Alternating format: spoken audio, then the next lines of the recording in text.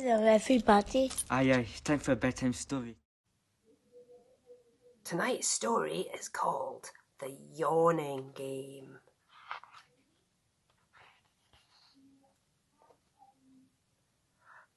Dog woke up with a big, lazy yawn.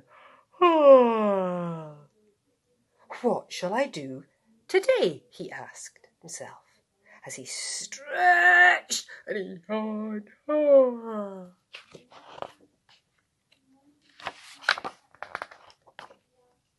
Mole yawned too. Interesting, thought Dog, and an idea formed in his mind. An idea for a game. Spider was busy spinning her web. Yawn. Went Dog to Spider. Spider started yawning too.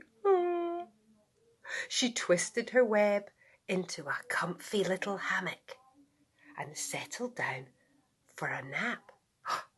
It works, thought Dog. What are you up to, Dog? Asked Pig, who was having a little snack nearby. I'll show you, said Dog, and he yawned a huge yawn.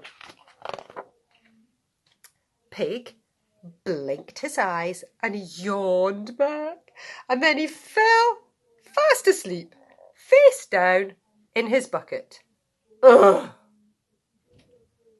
Dog was really enjoying his new game. Who next? He thought. Pony was just about to leap a tall hedge when Dog appeared.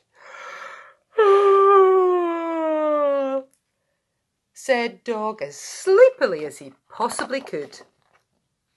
Pony didn't even get to the other side before he yawned too and fell asleep on top of the hedge, dreaming happily of carrots and pear drops. It worked perfectly every time. Cat slept when she should have been chasing mice, and Fox was left dozing halfway through stealing eggs from the chicken shed. Dog was delighted with himself. What a great game, he said. I'm going to wake everyone up so I can play the yawning game again.